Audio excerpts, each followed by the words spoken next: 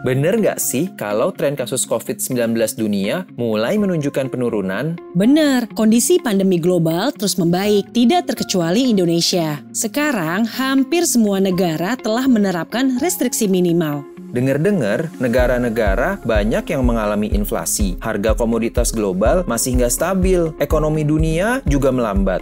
Kalau begini, kondisi ekonomi Indonesia tahun 2023 bakal gimana ya? Iya, jadi risiko yang kita hadapi sekarang udah bergeser dari pandemi ke gejolak ekonomi global. Tapi tenang aja, pemerintah kan udah siapin APBN untuk tahun 2023. Emangnya APBN itu apa sih?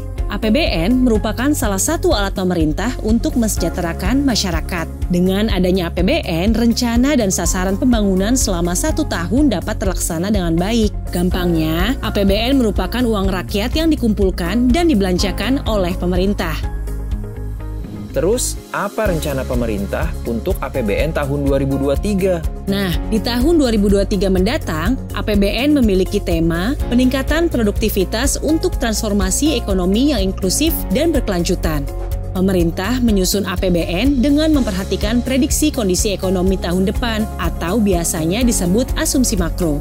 Dengan asumsi tersebut, pemerintah memperkirakan pendapatan negara tahun 2023 sebesar Rp2.463 triliun.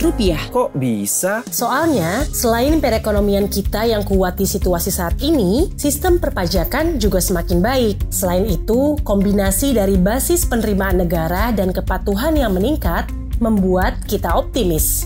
Oh gitu ya. Terus APBN 2023 mau dibelanjain buat apa?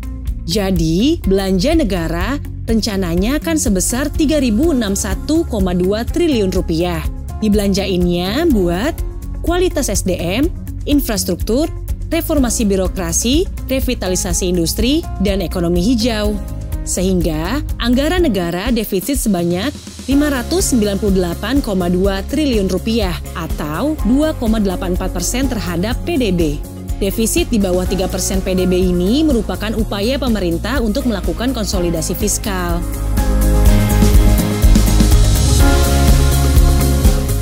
Untuk meningkatkan kualitas SDM dalam rangka mewujudkan SDM unggul dan berdaya saing, anggaran pendidikan dialokasikan sebesar Rp612,2 triliun.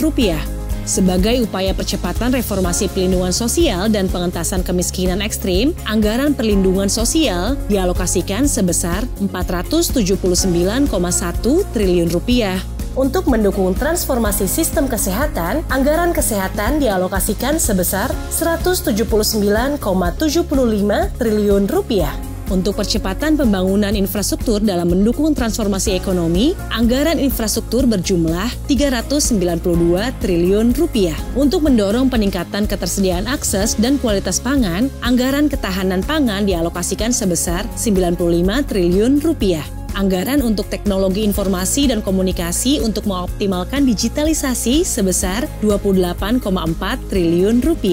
Sedangkan dana transfer ke daerah dan dana desa dialokasikan sebesar Rp814,7 triliun untuk peningkatan kualitas pelayanan publik di daerah. Anggaran ini ditujukan untuk mendukung sektor-sektor prioritas yang akan dilaksanakan oleh daerah, serta meningkatkan sinergi kebijakan fiskal dan harmonisasi belanja pusat dan daerah dalam mendukung kinerja daerah, mengentaskan kemiskinan, dan memajukan perekonomian daerah. APBN 2023 tentu terus diharapkan menjadi instrumen efektif dalam menjaga perekonomian. Namun, APBN 2023 jelas akan terus diuji dengan gejolak ekonomi yang tidak mudah. Oleh karena itu, kebijakan APBN 2023 optimis namun tetap waspada. APBN adalah uang kita, uang rakyat yang digunakan sebesar-besarnya demi kesejahteraan masyarakat. Yuk sama-sama kita kawal pelaksanaan APBN.